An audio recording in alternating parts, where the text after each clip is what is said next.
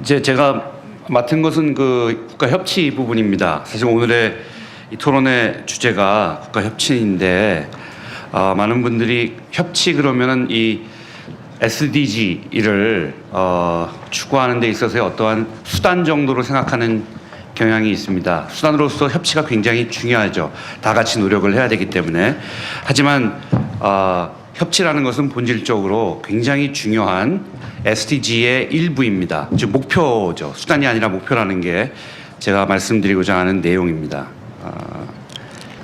네, 그래서 협치에 대해서 조금 좀 말씀을 드릴 때 시간이 많지 않아서 하여튼 우선 무엇이 협치인지에 대해서 유엔에서 어떻게 생각하는지 이걸 조금 말씀드리겠습니다. 이게 여러분들이 잘 아시는 이 17가지의 SDG인데요.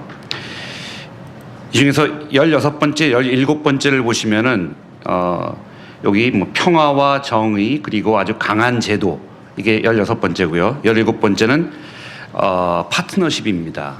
그러니까 즉 요 마지막 두 목표가 협치에 관련된 목표고 즉 국내적으로 제가 보기에는 이런 거를 달성해야 되고 국제적으로 다 같이 파트너십을 통해서 SDG를 달성하자라는 것을 얘기하고 있는 것이고 즉 협력해서 SDG를 달성하자라는 것이 바로 이 목표의 일부죠. 이게 이제 2012년 13년도에 그 유엔 반기문 총장이 이제 조직을 했던 그 지도실 하에서 조직된 하이레벨 패널의 보고서에는 직접 여기 굿 거버넌스라는 것이 목표의 일부로 들어 있습니다. 지금 이번에는 그냥 16번, 17번에 협치라는 용어를 직접 쓰고 있지는 않지만 사실 유엔에서 생각할 때는 굿 거버넌스를 명시적으로 목표로 제시했던 것이죠. 그리고 이것이 이제 당시에 그 생각했던 이 어떠한 프레임워크입니다. 틀이에요. 이게 UNSDSN 코리아 지금 홈페이지에 들어가 보시면 있는 건데요. 지속가능 발전을 위해서는 세 개의 기둥이 필요하다. 경제와 사회와 환경의 이 세 기둥이 필요한데 밑에를 보시면은 안보 및 굿 거버넌스의 기반, 즉 주춧돌이 굿 거버넌스라는 것이죠. 그리고 아까 이제 제프리 삭스의 저 얘기를 좀 기억하시면은 SDG에 4개의 디멘션이 있다라는 표현을 썼습니다. 그래서 첫 번째가 경제, 두 번째가 사회, 세 번째가 환경, 그리고 마지막 네 번째를 굿 거버넌스라고 얘기한 걸 여러분들이 아마 기억하실 겁니다. 즉 협치, 거버넌스는 수단으로서도 중요하지만 목표 그 자체다. 이게 이제 유엔의 입장이다라는 것이죠. 그래서 이런 그림이 있습니다. 굿 거버넌스가 안 되면 다 무너진다라는 것이죠. 이게 UN 서클에서 어떤 분이 쓴 기사에서 제가 따온 건데요. 굿 거버넌스가 막 갈라지고 이제 움직이니까 막 기둥이 움직이고 기둥이 흔들리고 결국 지속 가능 발전이 안 된다라는 것이죠. 굿 거버넌스가 중요하다라는 게 유엔의 입장이고 그걸 요약해 보면 이렇게 말씀드릴 수가 있습니다. 국내 수준에서 굿 거버넌스가 돼야 되고 글로벌 수준의 굿 거버넌스가 돼야 되는데 즉 국내적으로 협치가 돼야 되고 국제적으로 협치가 돼야 된다는 얘기며 공통적으로 국내나 국제에서 다양한 이해 당사자들의 참여와 협력이 필요하다는 게 그 요지입니다. 이게 수단이자 목표로서의 협치를 얘기하는 것이죠. 근데 이게 잠시 지금 영국과 미국으로 가는데요. 영국에 보면은 캐머런 정부에서 빅소사이티 정책이라는 걸 제시합니다. 그래서 뭐 시민사회청도 만들고 뭐 이런 일이 있었고 또 미국으로 한번 옮겨보시면은 오바마 대통령이 취임하고 나서 그 백악관에 여기 보면은 소셜 이노베이션 앤 시빅 파티시페이션이라는 이제 말이 나오는데 사회 혁신과 시민 참여 청이라는 것을 또 만드는 것이죠. 이렇게 유엔의 담론이 있고 전 세계 주요국에서 이 협치라는 것을 그 정책 목표로 정책 비전과 목표로 이제 받아들이고 있다는 것이죠. 우리나라는 어떠냐? 우리나라에 제가 이걸 일부러 갖고 왔는데요. 서울, 경기, 충남, 제주 요거만 한번 봤습니다. 다른 곳에서도 이제 추진이 되고 있는데 서울에서 바로 함께 서울이라는 이제 로고죠. 시민과 함께 세계와 함께 이러면서 협치를 비전으로 제시하고 있고 오른쪽을 보시면은 이 공유적 시장 경제 이건 이제 경기도입니다. 이념과 정파를 뛰어넘은 소통과 협력만이 1260만 경기도민을 더욱 이렇게 나오고 있죠. 이 각 주요 지자체에서의 그 협치가 목표와 비전으로 제시되고 있는 것이죠. 충남을 보면은 행복한 변화, 새로운 충남, 그중에 일부가 대화와 소통, 참여와 자치 뭐 이런 식으로 해서 협치를 도정의 원칙으로 제시하고 있습니다.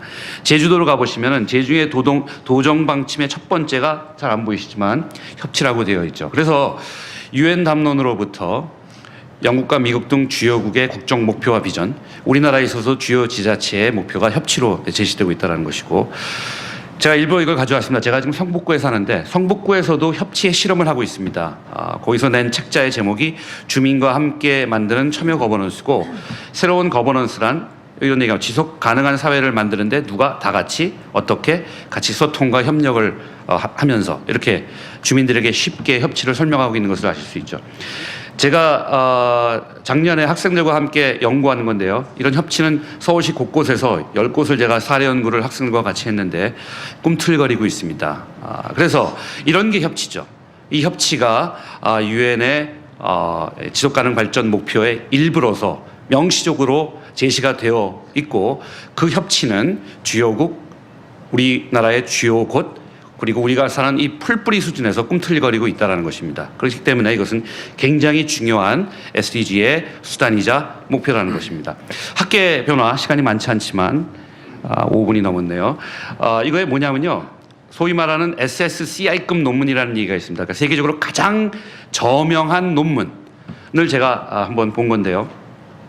90년도에는 정부 논문의 수가 784개, 그다음에 거버넌스 논문의 수가 41개입니다. 이게 뭐냐면 논문의 제목에 정부라는 거버먼트라를 쓰는 논문과 거버넌스라는 말을 쓰는 논문의 수를 제가 비교해 본 겁니다. 이게 점점 차이가 줄어들기 시작하다가 2007년도에 들었으면은 거버넌스 논문이 거버먼트 논문을 앞서기 시작합니다. 이거는 스코프스라는 또 하나의 아주 유명한 세계적인 저명 논문 인덱스, 그 수를 이제 모은 곳인데, 여기도 똑같은 현상을 보여주고 있어요. 정부의 논문이 앞서고 있다가 2008년도, 9년도 넘어가게 되면은 거버넌스 논문이 이 거버먼트 논문을 앞서게 됩니다. 즉 학계에 있어서도 이 거버넌스 패러다임이 받아들여지고 있는 그 한 중요한 국면을 보여주고 있는 것이죠. 그래서 유엔의 담론으로부터 풀뿌리, 그리고 학계에 걸쳐서 거버넌스의 시대가 온 것이죠. 자, 이거는 이제 시대적인 변화, 시대의 정신이고 우리나라의 실험은 있습니다. 근데 현황은 어떠냐는 것이죠. 이걸 우리가 한번 검토를 해야만 우리가 앞으로 어떻게 할 것인가를 볼 수가 있는데, 제가 이제 국내 협치 목표와 국제 협치 목표를 한번 관련해서 지표를 봤습니다. 이게 뭐냐면 좀 어둡니다만, 월드뱅크, 세계은행에서 집계하고 있는 WGI, 월드 거버넌스 인디케이터입니다. 이게 한국이죠. 보면 중간 이상이죠. 저 파란 선을 보시면은 한국이 제대로 하고 있어요. 어느 정도는 하고 있습니다. 중간 이상입니다. 여러 가지 6가지의 이제 세부적인 거버넌스 지표가 있는데 시간 관계상 넘어가고 대충 중간 이상은 한다라는 것을 보여주는데, 요 다음 걸 보시죠. 이건 뭐냐면 OECD 평균입니다. 어떻게 돌아가죠? 뒤로. 이전이죠. 이전과 이후를 비교해 보시면은 명확하게 우리나라가 OECD 평균 이하인 것을 알 수 있습니다. 즉 월드뱅크에서 우리나라의 협치 수준을 보건대 중간 이상은 한다, 그러나 OECD 평균 이하다라는 것을 보여주고 있는 것이죠. 제가 여러 가지 다른 지표가 있는데 하나만 더 보여드리겠습니다. 이게 이코노미스트에서 이제 쭉 집계한 민주주의 인덱스인데요. 2015년도입니다. 랭킹은 22, 세계 22, 나쁘지 않습니다. 민주주의의 수준이. 근데 여기 보면은 선거 과정 다원주의, 시민의 자유, 요건 8.75점을 받았는데 정치 참여가 7.2입니다. 즉 시민의 정치 참여를 주로 얘기하는데, 협치적인 측면에 있어서인 우리나라의 민주주의가 선거 과정적 민주주의 이 부분에 비해서는 떨어진다는 얘기를 보여주고 있죠. 그 다음에 잘하고 있긴 합니다만 22 정도예요.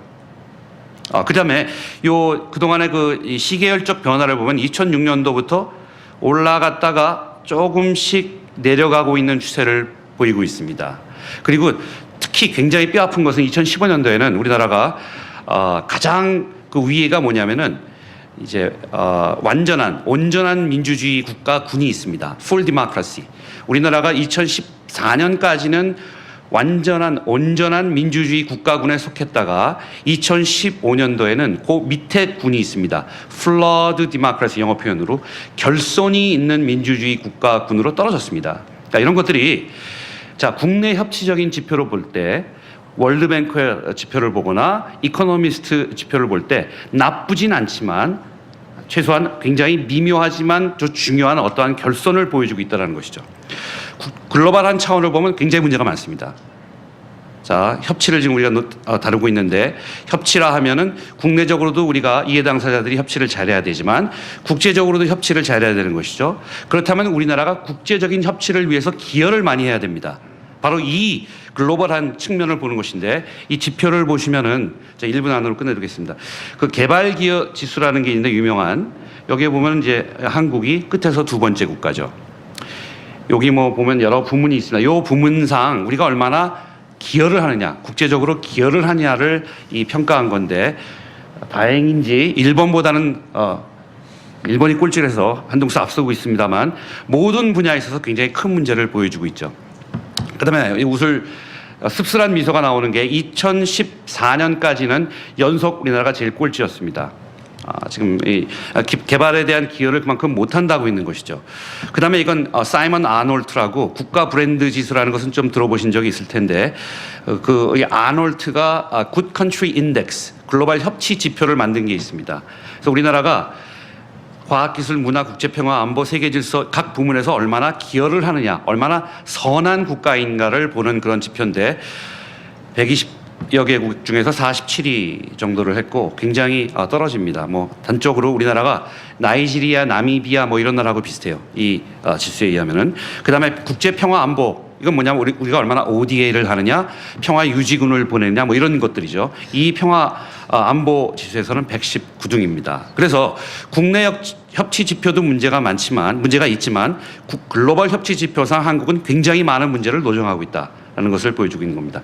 이건 넘어가겠습니다. 한 학자가 선한 사마리아인 보고서 뭐 이런 게 있습니다. 성적표 여기에 의해도 우리나라가 꼴찌를 하고 있고요. 그래서 이런 문제에 대해서 이제 우리가 대안을 제시를 하고 개선을 해야 됩니다. 오늘 우리 양수길 교수님께서 여러 가지 아이디어 마지막 부분에 내셨죠. 전적으로 동의합니다. 한 가지만 여기서 이걸로 끝낼 텐데요.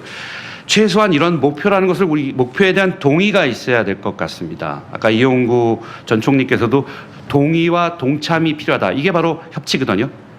협치의 요점은 동의를 하고 동참을 해야 됩니다. 근데 동의가 우선 있어야 되는데 이게 어떤 오스트레일리아에서 만들었던 걸 제가 좀 활용해서 이렇게 생각을 했는데 이런 생각을 공유해야 됩니다. 대한민국과 그 시민은 지속가능 발전을 위한 국가번호를 추구함에 있어 그다음에 인권 및 기본적인 사회적 정치적 권리를 존중하고 모든 대한민국 시민의 정치적 참여와 시민적 관여를 증대하며 부패를 제거하고 투명하고 책임성 있으며 효과적인 제도를 촉진하는 한편, 좀 길어서 죄송합니다. 한편 여기까지가 국내 협치입니다. 글로벌한 차원의 지속가능 발전에 기여하기 위하여 노력해야 한다라는 이러한 협치 목표에 대한 동의가 있어야 됩니다. 여기 제가 일부러 대한민국과 그 국민이라는 말 대신 대한민국과 그 시민이라는 말을 썼습니다.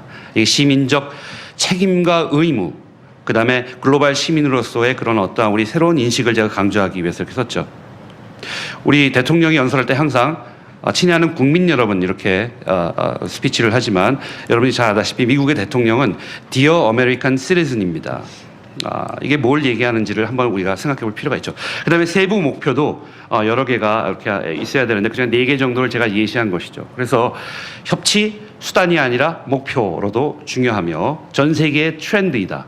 그러나 우리나라는 여러 지표로 봤을 때 굉장한 문제를 노정하고 있고 여기에 대한 그 출발은 이러한 협치 목표에 대한 동의로부터 시작을 해야 된다. 이게 제 내용입니다. 감사합니다. 예, 고맙습니다. 김의겸 교수님께서 협치에 대한 말씀해 주셨습니다. 지금까지 6분의 논평을 마쳤습니다.